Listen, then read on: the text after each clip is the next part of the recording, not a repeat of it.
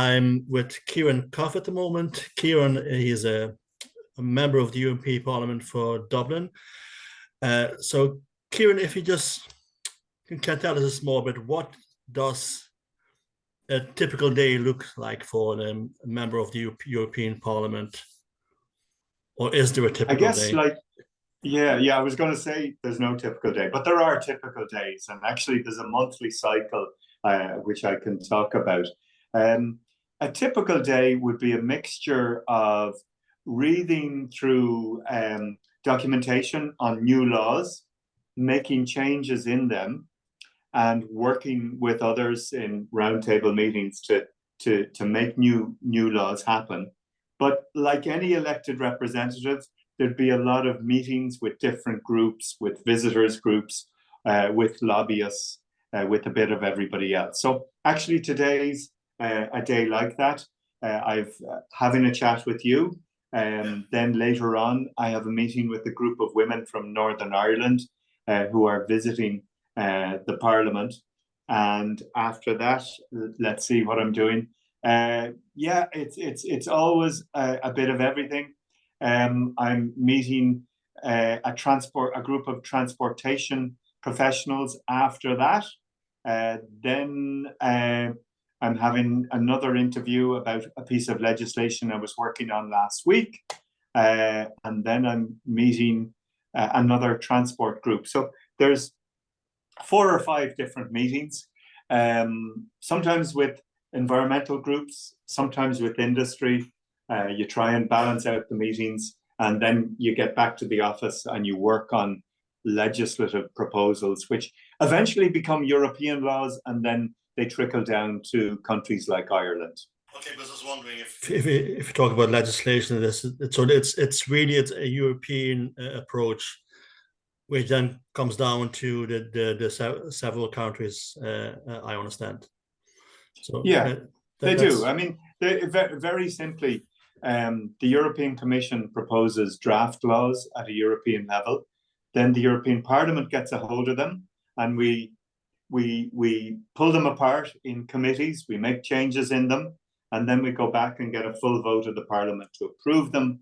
And then eventually the European Parliament, the European Commission, the Council of Ministers, they sit down together in a process known as a trialogue, and we sign off on the laws. And then it's up to each country to implement them. It could be Finland, could be Malta, it could be Ireland, but eventually we implement those laws. Okay, but could a member state, could they say, well, we're not going to implement that, or is there any? No, once it's passed as either a regulation or a directive, there's an obligation on each country to implement it. So it's pretty powerful, but it can take a few years to take effect. Okay, that's good. And how important is the EU to Ireland, do you think? Or is it important to Ireland? I think it's of huge importance. And just this month, we're celebrating 50 years. Well, this year we're celebrating 50 years of Ireland's membership of the European Union. And I guess it's an institution that has changed a lot since 1973. Originally, it was the European Economic Community. And very simply, we received a lot of money from Europe in those early years to develop our country. But in recent years, both the social and the environmental dimension have become hugely important. So now a lot of action on economic activity, environmental activity, and social activity comes from Europe. It could be improvements for women. It could be action on climate change. It could be tackling the financial crises that we've had over the last 20 years. But a lot of those decisions are made in Brussels. Okay. Something I wanted to avoid talking about in the past, but I think it's an important one anyhow. So how damaging was Brexit to the EU, or was it damaging to the EU? I think the view from Brussels was that the loss of the UK was much more sorrow than despair. It was, we're sad to see you go, but actually we're busy with lots of other things. And to be honest, we are, because there are countries like Ukraine, Macedonia, Albania, Georgia, they want to join the European Union. So rather than be nostalgic about the UK's membership, we've other fish to fry. We've a lot going on, and I'm heavily involved in those discussions for countries in the Western Balkans who want to join the EU. Why do they want to join? There's a financial benefit, there's a trading benefit, but there's also transparency, rule of law, democracy, all those kind of values that we almost take for granted in Ireland. But there's many countries that really want to be part of the club because they see the advantages of membership. Yeah, and you mentioned that Ukraine wants to join as well. Now, I know in the recent past, I'm not going to name names, but there have been a few Irish MEPs who were quite critical on the approach that the EU take in relation to Ukraine, and they were taking more of a Russian stance. Now, did that damage our reputation with the EU? Because it was fairly controversial, I dare to say. I don't think it's caused any lasting damage. I think the Irish MEPs who are critical of our approach to Ukraine are seen as being outliers. They sit in a group called the Left, which is the far left in the European Parliament, but even within their group, they are seen as outliers. And while they've been very careful to be mainly critical of NATO's activities, this is helping Russia in what they are doing, because their speeches are reported on in Russia, in China, and they're being used by these countries to defend the awful actions that Russia has been taking over the last 12 months in Ukraine. And, you know, I agree with some of what they say. We should be striving for peace. We should be seeking peace in Ukraine.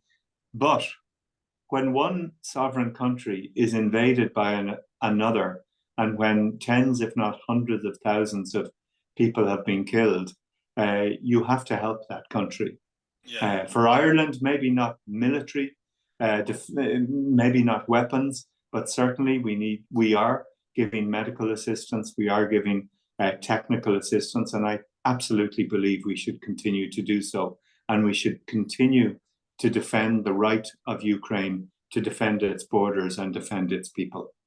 Exactly. I mean, it doesn't always have to be military aid; it could be even intelligence as well. So, yeah, I totally agree with that. So, then I have one more question for you, and that's well, actually, I have two for you, but yeah.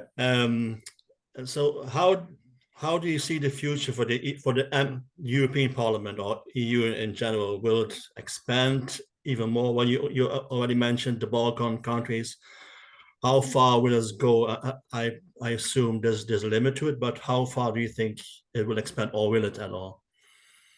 I think there's a huge desire from many countries in Eastern Europe, Southern Europe, and indeed over into Eurasia to be part of this project that's been going on for 70 years. However, in the most recent expansion 15 years ago, there is a sense that we moved maybe too quickly without strong institutions in those countries to oversee spending, to enforce the law. So we're being a little bit more careful and cautious in how we proceed going forward. We need to make sure that the judiciary are transparent in their operations. We need to ensure that the banking systems are proper. So it'll be a slow expansion, but nonetheless, I think the arc of history is towards expansion. And I think the European Union will get a lot larger, but it will take time. But a lot of our activities, a lot of our efforts currently are not just helping Ukraine, but looking ahead at the reconstruction of Ukraine and helping Ukraine develop in a greener direction, but with decent building standards, with decent infrastructure. And I think that will be a big project over the next 25 years, particularly as other countries come online, like Georgia, That's not going to happen today or tomorrow. I don't see Ukraine being part of the EU for 3 years, 5 years, maybe not even 10 years. But I think it will happen. And I think Putin has backed himself into a corner in his actions supporting oligarchs in Russia, his anti-democratic and murderous actions in Ukraine. That aggression has consequences.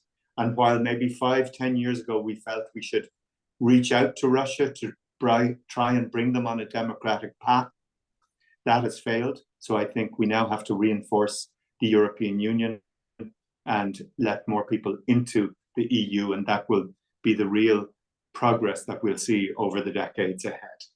Okay, yeah, thanks. No, next question, I'm going to spring on you a small bit. Don't get afraid. There's nothing major, but it's something we started doing recently.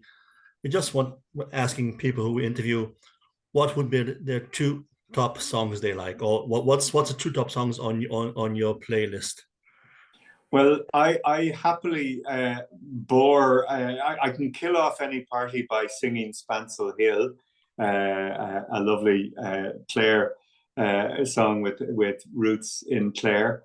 But more recently here in Brussels, because I spend about a third of my time here, I'm listening a lot to a Belgian singer called Stromae. He's good. He's a real brilliant lyricist. He great melodies, and I can never get his songs out of my brain. Yeah, no, I know him, and great. He has a. I think I have his first album, which is quite good. Yeah. Thanks for the interview, and I'm sure at some stage we'll have the pleasure to talk again. I'd say. I really enjoyed it, and thank you for taking the time and for reaching out to me. You're more than welcome. Take care.